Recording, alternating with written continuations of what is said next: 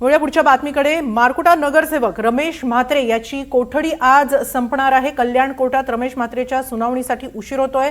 वकील आणि पोलिसांमध्ये वाद सुरू झाल्याची माहिती मिळतेय। कल्याण कोर्ट परिसरात वकिलांनी निषेध आंदोलन केलेलं आहे।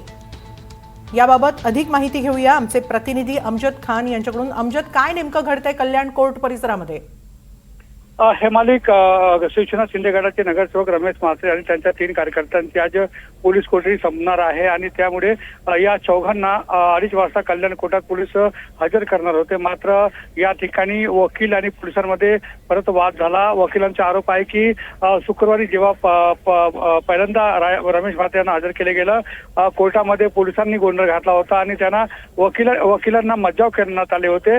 यामुळे जे संतप्त वकिलांनी आज दुपारी आंदोलन केले आणि या संदर्भात डिस्ट्रिक्ट मजिस्ट्रेटला देखील अर्ज देखील दिला आहे आणि पोलिसांनी या सर्व परिस्थितीवर न्यायाधीशांकडे मागणी केली आहे की कल्याण कोर्टात गर्दी आहे, कायदा सुव्यवस्थेचा प्रश्न निर्माण होऊ शकतो, म्हणून आम्हाला जी पोलीस सूत्रांनी माहिती दिली आहे की न्यायालयाने काही वेळ वाढवून दिला आहे पोलिसांना, त्यामुळे रमेश म्हात्रे यांना 4:30च्या नंतर हजर केले जाणार असल्याची माहिती आहे। आणि दुसरीकडे पोलिसांकडून न्यायालयासमोर अर्ज देखील दाखल करण्यात आले, त्यामध्ये पोलिसांनी न्यायालयीन कोठडीची मागणी केली आहे। त्यामुळे आता जज जे आहे, न्यायाधीश जे आहे, काय निर्णय घेता याकडे सर्वांचं लक्ष आहे।